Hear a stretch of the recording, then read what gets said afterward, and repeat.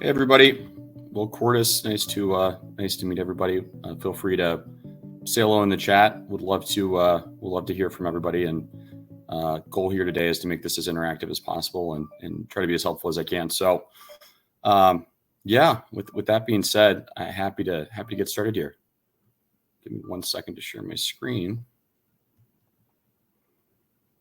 And if you have any questions along the way, please share. Like I said, want to answer as much as I can, and we'll try to stop for questions and chat through this stuff as much as we can. All right. Cool. Awesome. There we go. Well, we don't have to look at my face here in the corner for too long here, but yeah, today I'm going to be covering how to master your metrics and build an investment-ready financial model. So, covering a number of topics here. So I'll try to do my best going across all of this stuff. But metrics, financial modeling, and even fundraising will be kind of the core focus points today. So, like I said, my background have been helping largely SaaS companies for most of my career raise capital, help work through M&A deals.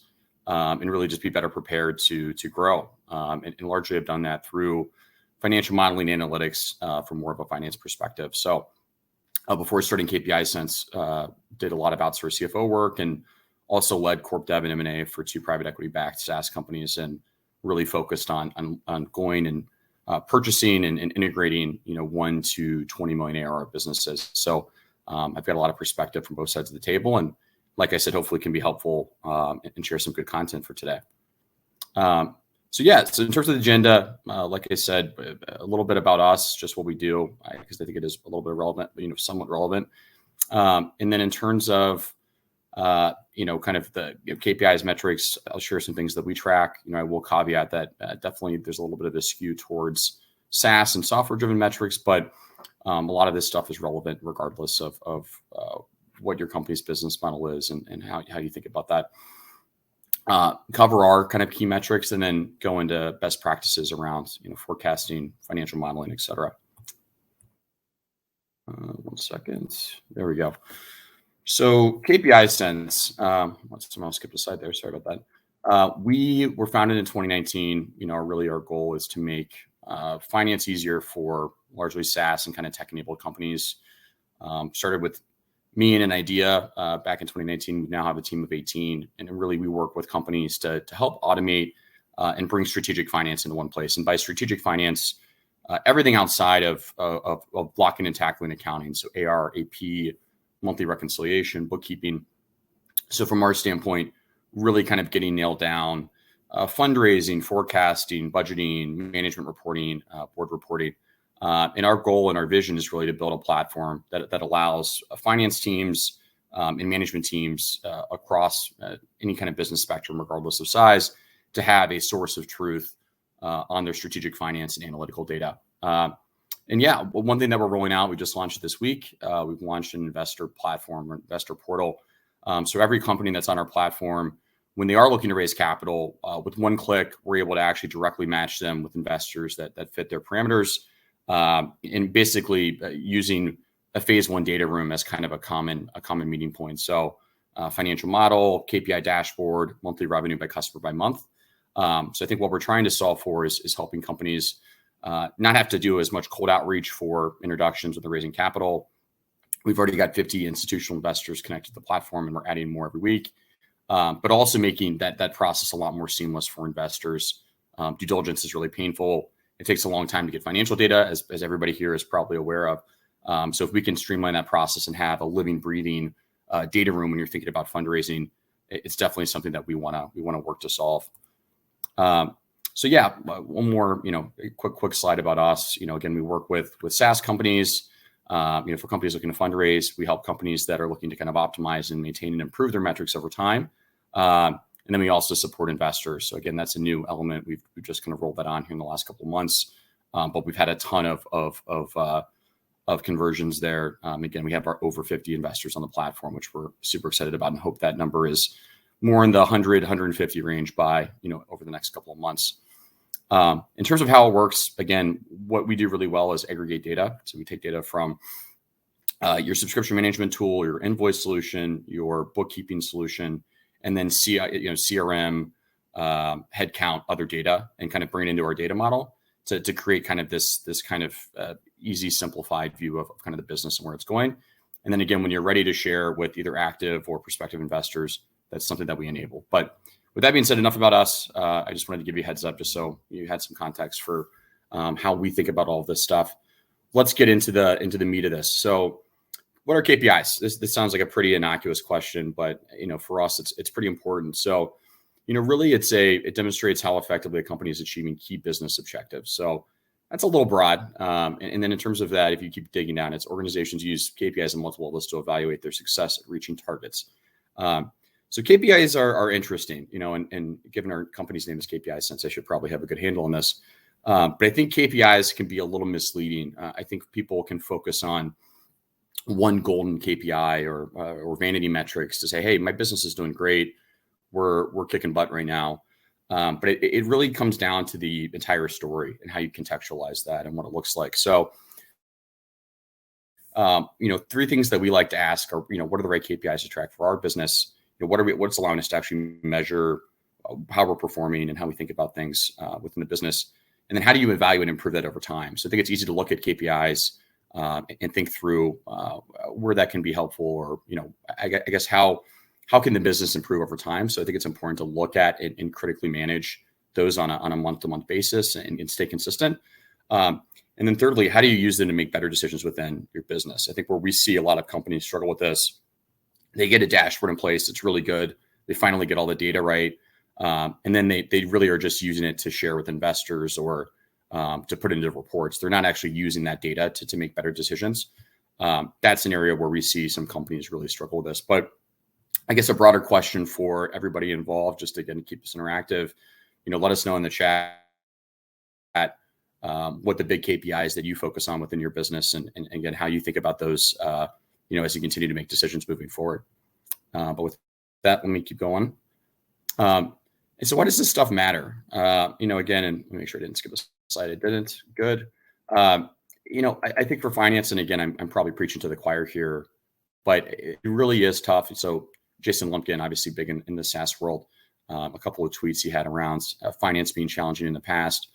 But I think one thing, and I think everybody here would relate, the CFO role has really expanded over the last decade. There's a lot more being asked of folks in that seat. That falls to VP of Finance, people in FP&A. It's donned much more of an operational, strategic type of hat. It's not just bean counting. It's not just keeping the dollars flowing in, right? It's much more, how are we going to help the business grow? CFOs get rolled into M&A and acquisition discussions and other things around inorganic growth. So I think everybody here knows that there's more pressure to do something. And again, there's more interest in trying to figure out ways to better analyze financial and operational data.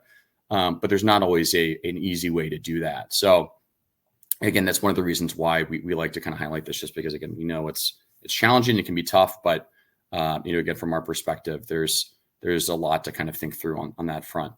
So anyways, continuing on, click this thing. There we go. So best practices on building a dashboard. I mean, again, I'll highlight this probably 3 or 4 different times today. Data quality, it's really, really important. Where we see a lot of companies struggle is around data quality and just getting good information. So, I mean, I think the biggest challenge we see is whether you use Google Sheets or Excel, or you use awesome tools like ChartMogul or subscription management tools.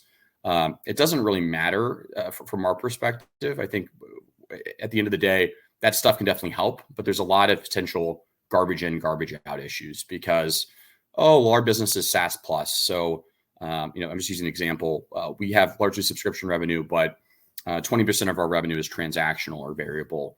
I think that there's a lot of times where that invoice data, that transactional data can be tough to measure. And again, I'm using SaaS as a key kind of core use case here, just because it's something that we see all the time.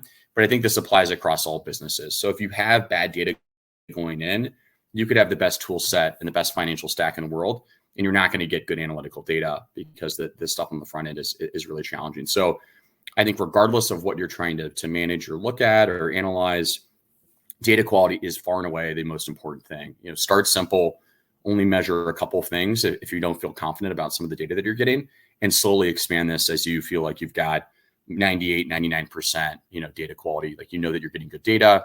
And I see where this can be challenging too is if you're relying on your CRM as your source of truth for revenue data, or if you're just relying on other parties to get this information in, there's a lot of potential for too many cooks in the kitchen.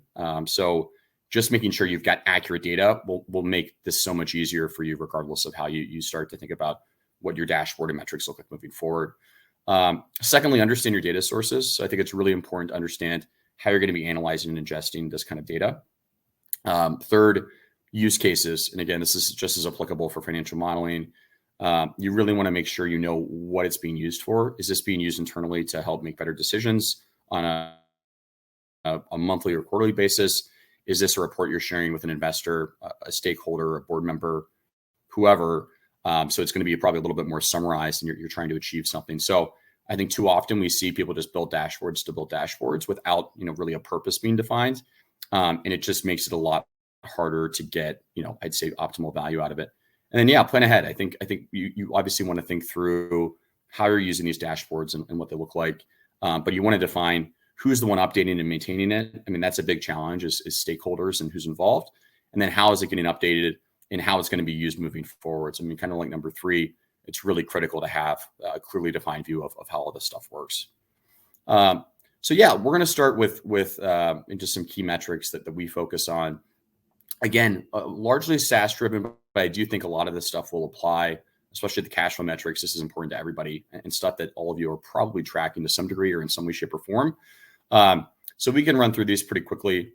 And again, if you have questions I'm not touching on, happy to chat more here. We can talk afterwards. We've got Q&A, and I'm going to be hopping on to one of the networking areas after this too. So happy to chat further there. But yeah, so in terms of customer metrics, this is something that everybody can track. One thing that we like to look at is really understanding how your customers are growing, and looking at kind of more cohort-based analysis on who's joining the business when or what it looks like. So this is a pretty old, an old graphic here, just something, again, this isn't getting pulled directly from our platform, more just a high-level view of this and some of the data points there. But, one thing that we like to look at is average revenue per account. Again, this is important for really any business. How are our accounts growing over time? Where do we see, businesses continuing to kind of grow? And obviously with average revenue per account, you're going to need, monthly revenue numbers as well. And then, measuring customer success. I mean, I think this is one thing where, again, a little bit more SaaS focused, but for customer success and customer retention, what are we doing to keep customers around? And then thirdly, understanding churn levers. How are customers churning? Why are they churning? Why are they leaving? What are the biggest issues there? And then lastly, having more of this really granular analysis around what customers are doing. What's their customer behavior within a certain plan or a product type. Again, this could apply to a B2C subscription commerce business. This could apply to anything. It's really understanding how a business is operating and how you're thinking about performance and moving forward with each type of that business model. Secondly, this is definitely going to be more SaaS focused, so more recurring revenue. This is where we spend a lot of time. And I'm sure you all heard net revenue retention, but effectively, how much value are you generating from existing customers at renewal?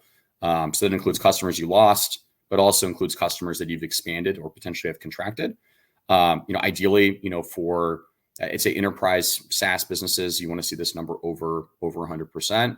SMB, I think that there's probably a little bit more flexibility. I think there's a lot of people that will say you want that to be over 100% as well. But I think for a lot of companies, that's not as realistic. It just kind of depends on your business model and how things work. But just like with the first bucket, understanding, churn analysis and what's going on there. And then also understanding how bookings are growing. How much are you selling per year? You may be selling monthly deals, annual deals, multi-year deals. I think one thing that we've seen that's a really easy win if you're able to do it is converting monthly customers into annual customers. It removes a lot of that pressure off of the customer success renewal teams. It's less total renewable dollars that you have going into a following year. And it ultimately is something that improves retention pretty significantly. So that's something that we see a lot of businesses being able to utilize to drive more efficiency on a go-forward basis. But again, very SaaS focused. Cash flow metrics. This is one I think with COVID, I think everybody in the room was probably thinking about to some degree. So we like to spend a little bit of time here. DSO is really important. And again, I think almost everybody in here is probably tracking this in some way, shape, or form. But it's really important to be honest with yourself and with your projections around what this looks like. So basically, days sales outstanding is effectively your ratio and how long it's taking you to convert your AR over into cash. And it's a really helpful mechanism to see where your AR is trending and how that's impacting kind of your cash flow, cash burn. Are customers paying you on time? So I think with COVID, obviously there were probably more folks more broadly that were paying a little bit slower. And I'm curious from a broader kind of question standpoint, or I guess to the broader crowd, I'm curious if you've seen any changes with kind of AR treatment across your customer base and how people are treating that. So would love for anybody to chime in that has seen anything notable there, if that's continued to improve, as we get towards kind of the later days of kind of the COVID pandemic. But, from our vantage point, it's something that we want to keep our eyes on and continue to focus on. But yeah, I think cash burn too, that's another area where, again, these tips are probably a little bit more, I think we're more focused on kind of the front end of COVID, but I do think that there's still opportunities. If you're in a good cash position, there's opportunities to, I think, get a little bit more creative with cash burn. But having said that, I think you obviously want to be conservative and don't overspend if you feel like there's, the potential for more volatility from a market standpoint. And yeah, DSO for us is something that we've really focused on. We want to see it from a more of a trended basis. So I think just one bad number in 1 month or one high number is not a big deal. It's more seeing if that's a longer trend over a 3, 4, 5, 6 month time frame versus just being that number being high for one period just because maybe one vendor didn't pay or something along those lines. Customer unit economics metrics. So this is something that we spend a lot of time with as well. Customer lifetime value. So one thing that we like to really focus and harp on is kind of effectively your chart of accounts. And I think I have this slide somewhere. I can hop back to it. But I think one thing that we see when you look at customer lifetime value, when you look at CAC, and I'm curious to hear, this would probably be a good poll question, how confident that folks are in measuring customer acquisition cost and lifetime value. So if we could put that into a poll, that'd be awesome. But one thing that we see a lot of companies struggle with in some way, shape, or form is just getting really accurate sales and marketing spend. Making sure you're allocating headcount costs to sales and marketing, making sure that you're putting costs that are in sales and marketing that should be there. I think it's easy to get cute on that front and maybe carry stuff that should be in sales and marketing and G&A, or maybe not kind of fully burn that or put it up into COGS or vice versa. I think the challenge here is, like, for example, some people, there's always been a debate about whether to put customer success up in COGS and with customer success or to keep it in sales. I think that it's kind of a double whammy to some degree, in the sense that from a customer lifetime value, if you're looking at it from a customer attribution or a gross margin attribution basis, you're going to effectively get hit with that from a gross margin standpoint. Whereas if you're carrying it down in sales and marketing, it's going to impact CAC more. So there's it's hard to win, in every scenario there. So there's some give and take across the board here. So our advice is always just to be, where do you honestly think these costs should be and where they should live? And how would you kind of think about that with your business going forward? And then must recover CAC. This is a big one. I mean, I think this number, this metric has changed over the last 5 to 10 years. I think originally, you saw a lot of focus on trying to get months to recover CAC sub 12, so under a year. I think that really is business dependent. It depends on how much you spend in sales and marketing. It depends on your customer lifetime. It depends on your customer sales cycle and how much kind of lead throughput you have. So there's a lot of drivers here. I mean, I still think that's probably a good North Star metric if you can get under 12 months, but I do think that this can vary greatly. And I feel like this is, while still an important metric, I think that there's a lot more flexibility here with investors and with other folks. And the magic number, we love to look at magic number, not a perfect metric by any means. Basically, it's effectively saying, what is the throughput, or what is the return on each dollar invested in sales and marketing in the prior quarter in the current quarter. So anything over 1 is pretty good. You're profitable. Ideally you're over 1.5. Anything sub 1 is a little less optimal. You're not generating investment. And if you're up in the 2, 3, 4 range, that likely means that you're potentially leaving money on the table and likely have some opportunity. Now, again, what we always say is just because one metric is really good 1 month or 1 quarter or versus something else, to not just go all in on one thing. I think it's all about the story. But it is interesting to see, especially over a longer time frame. We would be telling this demo company XYZ Corp to really be re-examining where they're spending, because it's basically their LTV to CAC is way too high. Anything over 5x is good, and their months to recover CAC is really low. So they're obviously returning that basically their investment there pretty quickly. And then their magic number, they're generating a ton of subscription revenue growth from that investment. So there's likely something here where there's likely an opportunity within sales and marketing to drive even faster growth versus what they've generated over the last 3 or 4 months. So yeah, this is like a high level summary dashboard. This is again the stuff that we put together, a little bit more immersive than this, but this isn't a bad place to start. If you're a SaaS company, you need to start with some key metrics, and you haven't done a whole lot of this in the past. This is not a bad place to start. This covers really a lot of the key areas or items that you'd want to look at. Obviously, you may want some more detail. You may want some segmentation across different parts of your customer base. But if you have something like this, it's not going to be, honestly, anybody on the management team, board, et cetera, would love to see this stuff and know that it's accurate and clean. So not a bad place to start. Let me just see. I'm going to check the polls real quick just because I could use a little breather too. Let's see here. Got some good Q&A. See the polls. So let me look. I see Michael's question. What are the most critical mistakes you see SaaS companies making when dealing with KPIs? Wrong calculation of MRR, not tracking KPI. Yeah, Michael, it's a good question. So I think the biggest thing, probably 2. One, we see companies make, I'd say a lot of it's around data quality. I can't stress that enough. It's really getting good data. So it's less a formula issue. It's more, being honest about what's recurring revenue or pulling in data the right way. And then I think the second piece is really consistently tracking how this stuff trends over time. I think it's easy to basically say, hey, this metric wasn't as good this month, so let's look at another metric and continue to kind of float around. So I think it's being honest with yourself and how you're looking at the stuff and making sure that you're consistent, because it's easy to kind of hop over and say, hey, we'll do this or that, and just say, hey, this number is a lot better, so let's focus on this metric now. So just one thing that we notice. Let's see what Sebastian had a question. So I'm going to answer a couple of questions here, and then we'll go into financial modeling, and then obviously we'll be able to tackle some of the questions there. How do you convince a startup they need a CFO, even if it is for basics? So great question, Sebastian. I think that's one that, again, we think about it in a couple of different buckets. We think about accounting. Every company needs accounting and general bookkeeping, regardless of stage. So that's probably your first blocker. Where we think, and where we kind of play to some degree is kind of as a tech-enabled CFO, FP&A resource. That's something where I think as you start to see finance become painful, whether it's from revenue recognition, whether it's from reporting, whether it's from analytics, or just you're getting that need from your investors, or you want to go raise capital, that's where that strategic finance bucket starts to play in. So for SaaS companies that we work with, we typically see that around $500,000 to $1 million of ARR. And really, I think it just depends on how many customers you have.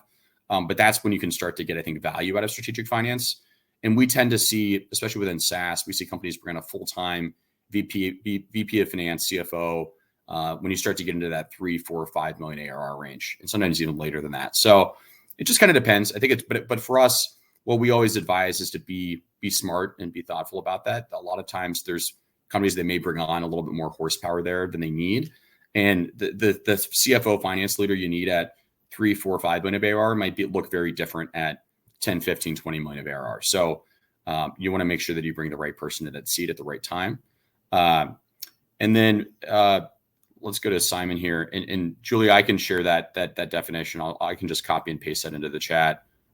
We have all of this stuff. I think it's actually, there's slides here in the appendix that show how we're calculating all of this. And if not, I'm happy to share or socialize that afterwards. And then Simon, what's the definition of customer, account, decision point, logo, parent, ultimate parent? I I think you're talking in terms of the actual metrics. I think it really depends. It's business dependent. So what we do when we look at that, it depends on kind of in customer. So for a lot of customers we work with, they may have an account level customer, say a very large company like Walmart or something. Just making something up. But then they may have location specific seats that sit within that. So I think at kind of implementation, or when we're working with folks, we'll identify that. Just because that stuff will obviously have pretty significant change, net retention, some of the growth there across the board as you think about all of that. And then Robert, can you recommend some book, PDF, free financial modeling best practices for SaaS companies? I don't know if we really have. We actually have an ebook. Again, we're happy to share that covers some best practices around metrics and around forecasting. I don't know about other books out there. It's really one of those things that you got to kind of get in the weeds and do it to some degree to get that experience. But happy to answer any questions on that more broadly. All right, I'll do one more question here and then I'll hop back into it. Michael, what do you observe regarding the trade-off between growth and profitability for SaaS companies? Any KPI to help deciding on the right balance? Great question. So this really depends, right? I think that there's two sides of the equation here, right? Are you bootstrapped and trying to remain kind of cash efficient? Or are you more venture backed and going down this pathway of trying to be kind of this growth stage business where you plan to raise more capital to fuel growth? I would argue if you're focused on top line growth and you're willing to kind of sacrifice profitability for that, you're likely going to be more capital dependent. So you're going to need to raise more capital. And I think there's a lot of capital out there. This is a great time to raise capital. And I'm happy to give you, my feedback more directly after the call. I'll leave my contact information if you're interested in sharing more there. But, from that standpoint, I think rule of 40 is really good. I think continuing to monitor cash burn is really important if you are going for that more profitable view. And yeah, from our standpoint, just making sure you know how you want to grow the business is important. I think the nice part is if you're bootstrapped or if you're profitable, you control your own destiny. And if you're going to go and invest more capital, you're doing it knowing that you're somewhat safe there. Whereas if you're continuing to invest more aggressively in growth and you're doing it while you're burning a lot of cash, you're going to continue to be reliant on capital. So it's one of those things that's kind of you have to weigh the pros and cons there. All right, fine. One last question from Denise. Which one do you think is the best way to create and track the financial model for 4 million ARR SaaS company? Honestly, we work with a lot of 4 million ARR SaaS companies, not to toot our own horn, but we definitely help with kind of model building. I'd say 2 to 10 million ARR is really a sweet spot for us. But I do think you can use Excel. You can definitely use other tools out there. But yeah, happy to share our broader feedback of the space, Denise, at some point if you want to reach out at some point after the session. But yeah, with that, let's go into financial modeling. Best practices there. So yeah, again, a lot of the same steps that I mentioned for metrics and all. If anybody wants to submit questions on modeling and forecasting, please share those or any other topic around fundraising. I'll cover whatever we can help with. Happy to. Yeah. So in terms of like financial modeling best practices, what is the purpose of your model, right? Are you looking to fundraise or is it purely operational? So this is a big one for us. I think we see a lot of people that have models that they build operationally, and then an investor asks them for that, and it's 50 tabs, and they don't know what to share. So I think it's really important that you know what the model is being built for. Are you trying to go raise capital? Are you trying to use it for forecasting internally? Is it more of a budgeting vehicle, or are you using it to kind of think through sales growth or other things within the business? So that's extremely important for us to look at.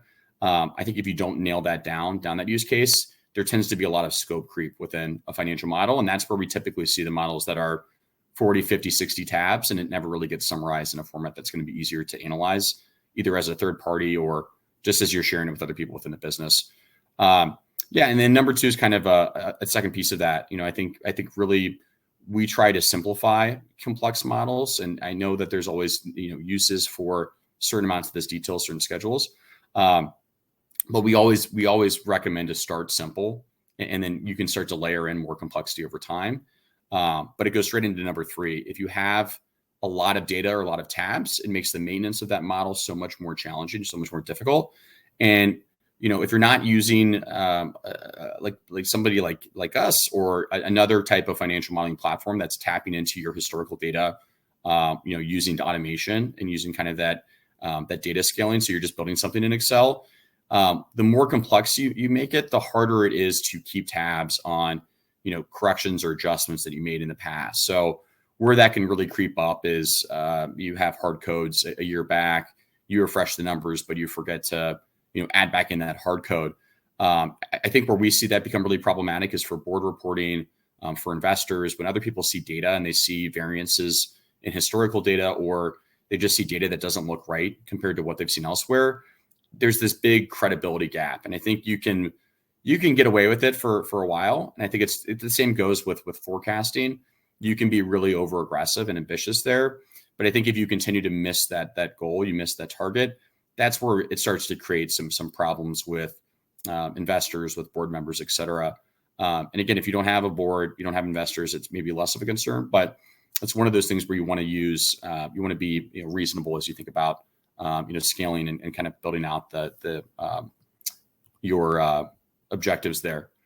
So forecasting, just going into this, and again, this is just some more best practices.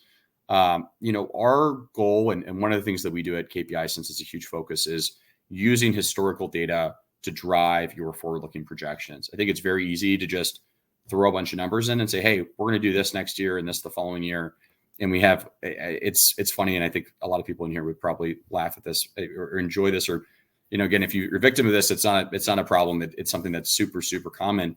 But you see a company that's grown from 1 million to 1.5 million to 2 million to 2.5 million over the last 4 years. And then they build a model, and then the next year they're at 10 million, and the following year they're at 100 million. And look, I would love for that to be true. And I hope that is the case, and that your business grows that fast. But unfortunately, that means you're growing, faster than Slack did. And a lot of these other companies that have IPO'd, it's just not that realistic. And again, maybe your business is the one that's really going to do it and make it happen. And by all means, if there's a defensible case to kind of justify that, we're all for it. But it's one of those things where we think historical data is a really good indicator of future performance. And that's hard, right? If you're rolling out new products, you're rolling out other information, other materials, that stuff can be very hard to just kind of say, well, what are we going to do with this new product? One thing that we see that's really challenging is forecasting out partnerships. How is that partnership going to impact our revenue growth and how we think about that? So there's no perfect science. It really is a tightrope walk, but we try to use cautious optimism on this stuff, and use growth frameworks that are going to be reasonable. Like we build a sales model for everybody that we work with, using your model, whether it's an MQL, top down model, whether it's more of a build based on the number of account executives you have. We try to look at all these inputs to ensure that we've got a really good framework for how that growth happens versus just kind of guessing at that growth. So, and here's a good example of this, again, thinking about how much you're making per deal, thinking about whether that's more driven from lead gen, or whether that's driven from kind of more enterprise sales from like an AE SDR type of perspective. But what we see, a lot of companies do when they first think about modeling is using a percent of TAM, or using kind of a broader growth percentage without real good justifications on why they're going to hit that growth. And this is a really oversimplified example, but from our perspective, just making sure that you've got a defensible view of your business and why it's going to grow like that, or how it's going to grow like that, is really, really important. And that's important for everybody. It's not just investors or board members or stakeholders. That's for your own business, right? You don't want to assume you're going to grow by 100%. You grow by 40%, and then you've got this massive budget, forecast deficit from either a cash flow basis or from a plan basis. That's when you have to make potentially headcount changes and other bad things can happen. So it's really important to be honest with yourself on forecasting and continuing to kind of be reasonable there. And we think it starts by, making good realistic expectations, and obviously leaving room for upside and being optimistic, but doing it in a way that's measured and that's analytical and data driven. Cool. Let me hop back over to the Q&A portion here real quick. Nicole has a good question. How important is balance sheet forecast in a financial model for startups at an early stage, in your opinion? I think it's really important, Nicole. So balance sheet, and effectively, so you've got three financial statements. You've got your P&L, you've got your balance sheet, and you've got your statement of cash flow. You can effectively build your statement of cash flow from the balance sheet and the income statement. It's really important to have your balance sheet, projected out. That's what's going to tell you effectively when you're going to run out of cash. I mean, you could do a sidecar cash flow analysis just using, revenue data and how much you're spending and kind of look at dollars in versus dollars out. But I think it's really important to look at the balance sheet because that's where you're going to typically, project how else you're going to finance the business, whether it's equity, debt, otherwise. So we always project out a balance sheet, a cash flow statement, an income statement for everybody that we work with, and would recommend everybody to do that just because it's a lot easier. You can get in some pretty bad habits and bad assumptions if you're not doing that. For SaaS companies particularly, it's really important because of deferred revenue. And deferred revenue is kind of like the lifeblood of SaaS businesses. It's basically advanced cash flow. If you're not projecting out your balance sheet, you're not projecting out deferred revenue, which makes it really hard to understand how upfront paid subscriptions are impacting your business going forward. And then, it's going to make RevRec a lot harder too. So we would definitely recommend, forecasting out your balance sheet. Ifty's got a good question. When raising debt as opposed to equity, we prefer not to have the hockey stick forecast. Any advice on how to model your growth when raising debt? So yeah, I definitely agree with you, Ifty. I think you want to be more reasonable, more realistic, especially, depending on the debt. You might have some more covenant heavy type of elements there within an agreement. So you don't want to be too optimistic and get into a bad situation if you for some reason miss that goal. So yeah, I mean, our advice for kind of, modeling that out versus from raising debt versus equity, I definitely think you want to be more conservative on some of your growth targets. You want to be reasonable and be pretty sure that you're going to hit that, just because obviously there can be negative impacts there, from a covenant standpoint or from other issues as they crop up. But yeah, I think it's just really using a more granular sales model, being more thoughtful there, just to make sure that you're not showing some crazy numbers, just because that can impact how much capital you receive and how those covenants may impact you moving forward. So I think it's a really good point, and definitely would recommend not using some crazy hockey stick forecast for raising debt. James has a question here. How much should you get the business leaders to forecast metrics drivers versus fully control the forecast? That's a really good question, James. So I think it's really important to have stakeholder buy-in across the business. So you want sales to believe in the sales number. You want marketing to buy into the marketing budget, all of that. So I think two things that I would really hammer on. One, source of truth. So having good data. And I think it's also really important, James, that the finance team has built and done a lot of the legwork. So analyzing your historical data, knowing what was spent in prior years, and having maybe a baseline sales model to kind of check the assumptions of what the sales team is putting forth gives you a lot more ammo in those discussions. Like, for example, I've seen this way back in the day when I was doing outsourced CFO work. I ran a sales model and we looked at it, and basically the business, based on the sales model and the number of account executives we had, there's no way that we were going to beat a 1.5 million of new bookings the following year. And go into a meeting and the sales team has a $3 million bogey on new bookings for next year. No new products, something like that. But that sales model basically let me point out, it's like, unless we go and hire another 12 account executives and ramp them up by middle of the year, there's no way we're ever going to hit this number. And I think it helped drive a really good conversation. It helped get more buy-in and help us find a more realistic number. It still ended up being too high, and I think it still came in short. It's kind of a moot point, but it's one of those things where it's really important to have buy-in and feel like you've kind of communicated that well across the board. But you also want to be doing that work behind the scenes so you can kind of keep people honest, on some of these assumptions and how they're thinking about that. Any other questions? I'm just going to hop over to the chat here real quick, but please fire in, more information here or more questions. I'm happy to share more or talk through more of that if anybody else has any questions to ask. And this includes fundraising as well. I mean, like I said, we help a lot of folks work through kind of their fundraising process and help try to optimize their data and metrics before they go into a fundraise process. So happy to answer any questions there as well. Mandy's got a good question. How do I strike the balance of sharing information when meeting with investors? Should I lean more towards sharing as many data points as possible or stay more big picture? So Mandy, great question. I think it depends on how well you know the investor. I think my assumption, and this is whether you think this is fair or not, you can take it for what it's worth, but we assume that every investor that either we or our clients are talking to, we assume that they are a 15-year-old with ADHD, and that whether that's again, that sounds like a weird comparison, but the reason I say that, you have to assume that you only have their attention for 5, 10, 15 minutes. So when you think about that, I think it's really critical to be extremely succinct, to show really well-built, well-thought-out materials. And it goes back to having a really basic, concise view on metrics and on modeling. So the more you do that, the better that the outcome is going to be. Not to mention, you're not going to lose attention, because you have to think that investor is going to likely get another 20 submissions, or another, they're working through a bunch of other stuff.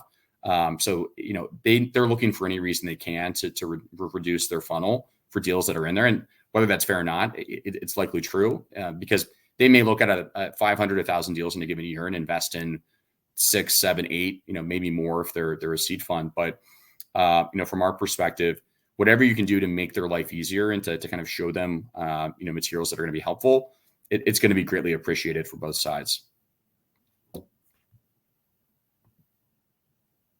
Any other questions?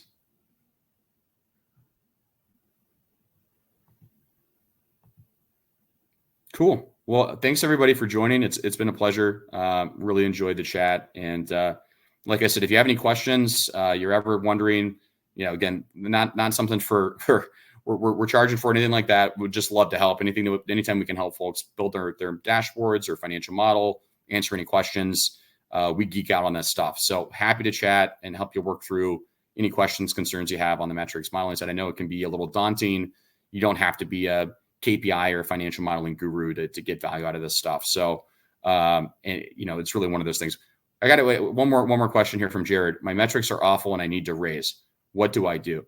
So Jared, that's a really good question. I think it's easy I feel like you've got imposter syndrome on metrics, or maybe you do have metrics that are not optimal. At the end of the day, this stuff is all storytelling. So if you're trying to fundraise, while you may have some metrics that are suboptimal, I would guess that you probably have other data points that are interesting, whether that's user growth, whether that's other things. So just because you may have, poor financial metrics in some aspects, there's likely other qualitative and even quantitative metrics that may support what you're doing. So again, happy to answer more specific questions there. If you want to shoot me a note, I can give you, more honest feedback. It's kind of hard to say that in a vacuum. But having said that, I think there's a lot of people that feel like that. And then you actually go in and dig in, and you can actually build a pretty compelling story based on other things that you're doing with the business.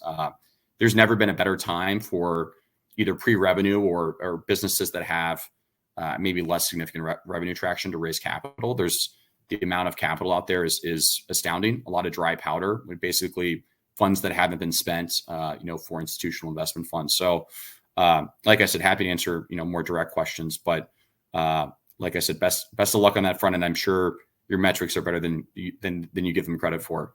But yeah, thanks a lot, everybody. Appreciate it. And like I said, would love to stay in touch, and let me know if I can be helpful otherwise. But I will try to hop over to this other networking chat if anybody wants to have talk further or ask any questions. But thanks.